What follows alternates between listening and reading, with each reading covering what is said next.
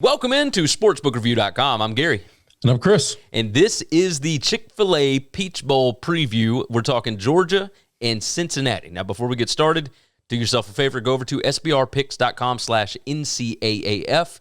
It's your one-stop shop for all of bowl season. We got deep dive analysis on every single matchup. We're doing a video on every game, and we have an article specifically for every bowl matchup.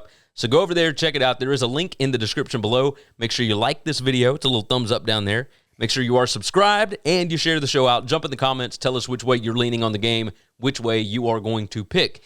Let's start it off. It's 12:30 p.m. Eastern Time on ESPN, the Peach Bowl. Cincinnati gets to face a P5 opponent. They get to face off against Georgia, who looked pretty good towards the end of the season. They got JT Daniels in there after he missed the beginning of the season, still coming off of that torn ACL that he had at USC before he transferred. Georgia 7-2 straight up on the season, only 4-5 against the spread. However, they are 2-0 against the number in their last two games. Those, of course, with JT Daniels. Cincinnati 9-0 on the season, and they are 5-4 against the spread. Eventually, Vegas caught up to them. So they are 0-2 in their last two. Now, that was against UCF and Tulsa. They won both of those by a field goal. They were expected to win by more than that, of course.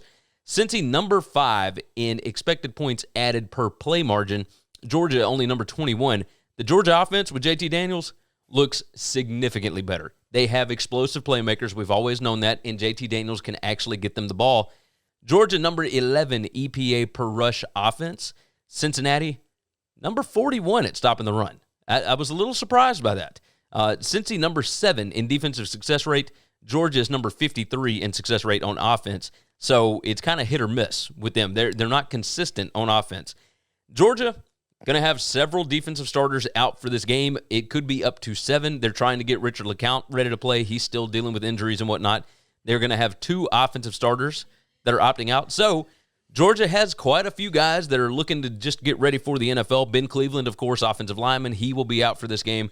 And the guys on defense, I mean, that's some serious stuff. I'm still deciding which way I'm wanting to go on this, Chris. Which way are you leaning?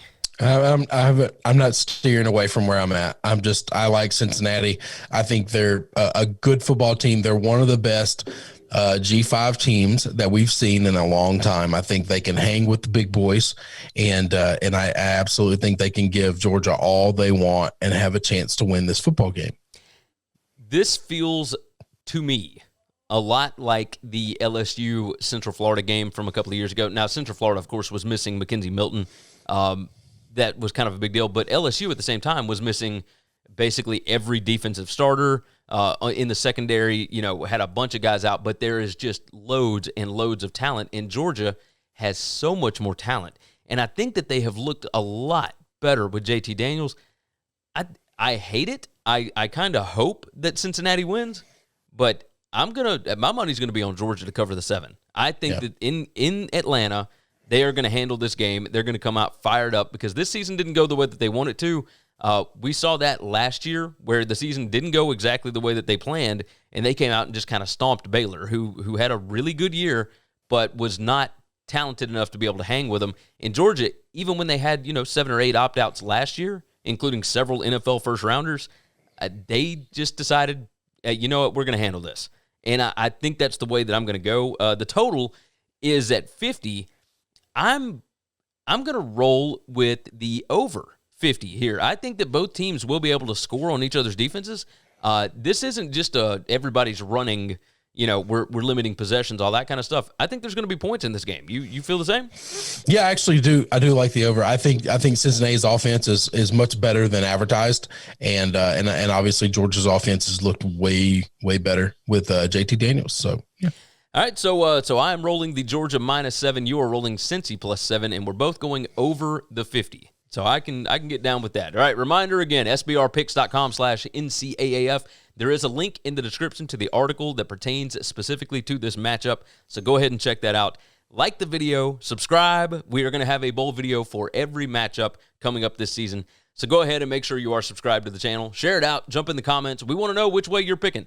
Tell us why we're wrong, why we're right, whatever, and whether you like the show or not. We, of course, love to hear that. So with that said, for sportsbookreview.com, I'm Gary. And I'm Chris. And we will see you again on the next one.